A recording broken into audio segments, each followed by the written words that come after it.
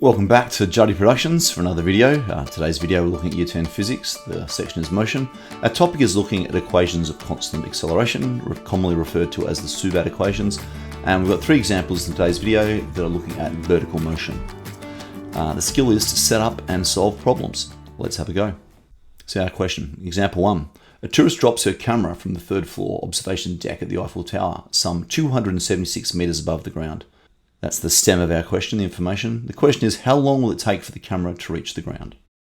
So, step number 1, let's state our variables. And we've written down the letters SUVAT. That's why it's called the SUVAT equations. Now, with all vertical motion questions using SUVAT, it's important to understand what direction is up and what direction is down. And the technique we use is to consider the initial motion of the object and allocate that as a positive direction. So the initial motion of the camera is downwards. So the downwards direction is positive in this example. The camera's being dropped and it falls down. We'll take downwards as positive. The tourist drops her camera. So it's dropping from rest. And so it's got an initial speed of 0. It falls a total distance 276 meters down to the ground. As we said, all motion going downwards is positive for this particular question. So the displacement is a positive 276 meters. The acceleration is 10 meters per second. Acceleration is always towards the ground, so we'll consider that positive as well. So the camera is free falling. It's being accelerated by gravity, and that has an acceleration of 10 meters per second. Positive in this example, because the acceleration is also downwards towards the ground. And finally, how long will it take? So that's t equals question mark. We're trying to work out the time for this object to fall. There's nowhere in the stem of the question where the value for v is stated. So v, the final velocity, is not given. Step number 2, we want to select the equation. We have 5 equations to choose from. Okay, and only one of these equations doesn't include the final velocity v. So when we look at these, we find the v's in every one of these equations but one. So the equation we're going to choose is s equals ut plus a half at squared. It doesn't have the letter v in it, or the variable v. Let's now substitute our values into our equation and solve. So s equals ut plus a half at squared. S had a value of 276, so that gets substituted in. U had a value of 0, that gets substituted in. T is what we're trying to solve, so we'll leave that as the letter t. A had a value of 10, so we'll substitute that in. And t again is unknown, so we're going to leave that as the letter t. Let's simplify that. So we have now 276 equals 5 times t squared. 0 times anything is 0, so that pretty much cancels out. And a half of 10 is 5. That's how we get that equation. Now we want to find t by itself. Now we do a little bit of mathematics. T is being squared, then it's being multiplied by 5. Let's undo that mathematics. First of all, we're going to divide both sides by 5. So we have t squared is equal to 276 divided by 5. Now finally, to find t by itself, we need to use the reverse function of squaring, that is the square root.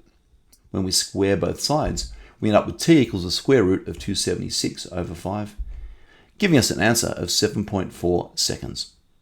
Example number 2, exactly the same stem. A tourist drops her camera from the third floor observation deck of the Eiffel Tower, some 267 meters above the ground.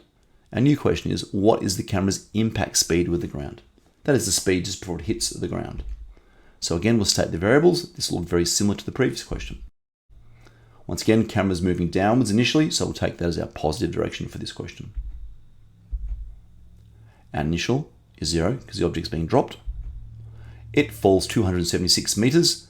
So s, the displacement, is 276 and it's positive. We've already allocated the initial direction downwards as positive. The acceleration we know to be 10 meters per second because of free fall, and we've already discussed that in the previous example. In this case, we're being asked what is the camera's impact speed. So v, the final velocity, equals question mark. Now the impact speed, as I mentioned, is the speed just before it hits the ground. Please be sure to understand that the impact speed does not equal 0. Sure, when it hits the ground, it would become a speed of 0, but that would be a new period of acceleration. So the SUVAT equation can't accommodate for that. We're looking for the speed of the object just before it hits the ground. We call it the impact speed. And in this stem, we're not given t. There's no mention of t in this description. Big tip. Do not use the time t calculated from example 1. If we make a mistake in example 1 and we carry it into example 2, we're going to make twice as many mistakes. So let's leave that as not given. So we're looking to select from one of these 5 equations. And we're looking for one that doesn't include the time t because it's not given in the question. Only one of these equations doesn't have a t in it. That's the one down the bottom, v squared equals u squared plus 2a. So to solve this question, we need to use this equation and substitute our values. So v squared equals u squared plus 2as. Subbing in our values, v is the unknown, so we leave that as a letter v. U is 0, we substitute that in. Acceleration is due to gravity, that's 10, positive 10, because it's moving downwards. Leave that as 10. And the displacement is also positive as it's falling downwards at a distance of 276 meters.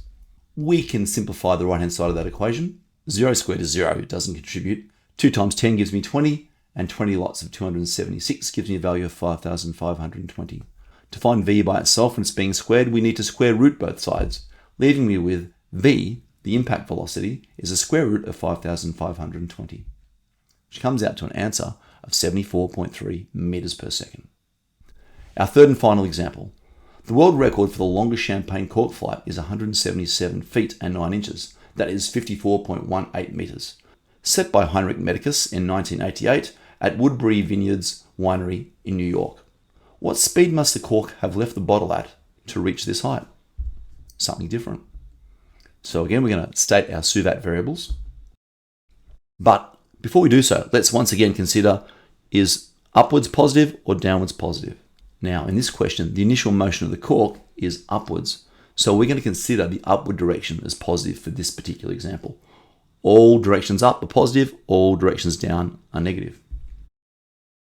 So the question states the cork is being fired at a height of 54.18 meters upwards, so that's positive. In this case, the cork is being decelerated by gravity. Gravity is pulling back towards the Earth, so the cork is being decelerated. So we write down A, the acceleration, to be negative 10 meters per second. Really important we get the notation of direction correct. The final velocity is 0 meters per second. Let's have a look and see if we can make sense of this. So at its maximum height, the cork has a final velocity of 0. So the cork is shot out of the champagne and eventually it hits a maximum height. And for a split second, it has a speed of 0 meters per second, right at the top of its flight. We're going to consider our journey from the cork being fired at some initial speed to when it finally stops at the top. For that story, the final velocity is 0. The initial velocity is the question mark. We want to work out what is the speed that the cork must have left the bottle. And we're not given any information about t, the time. So there's no mention of the time in this description. Let's now select our equations. So there's only one equation that doesn't include the time t. There it is again, v squared equals u squared plus 2as. Let's now use that equation and substitute our variables in to solve for our unknown value of u, the initial speed. Here's our equation. The final velocity was 0, so we substitute that value in. The initial velocity is what we're trying to solve, so that's our unknown value. We'll leave that as u. Our acceleration is negative 10, and our displacement is a positive 54.18. Let's now simplify the right-hand side. So multiplying 2 and 10 and 54.18 gives us a value of 1083.6, and the negative turns it into a negative here. We want to find u squared by itself. What I'm going to do now is to add that value, 1083.6, across the left-hand side. So we have our numbers on one side and our letters, that is u, on the other side. So we end up with this statement. Let's switch it around so our unknowns on the left-hand side. So we're now left with the value of u squared equals 1083.6. Much like the previous example, in order to find u by itself, we have to get rid of the squaring. The reverse function of square is to square root.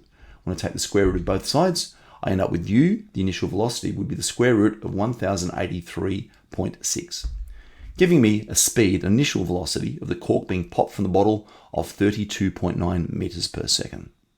You've been watching a Juddy Productions video. If you've enjoyed and indeed learned something from this video, then please remember to like, share, comment, and subscribe. And as always, thanks for watching.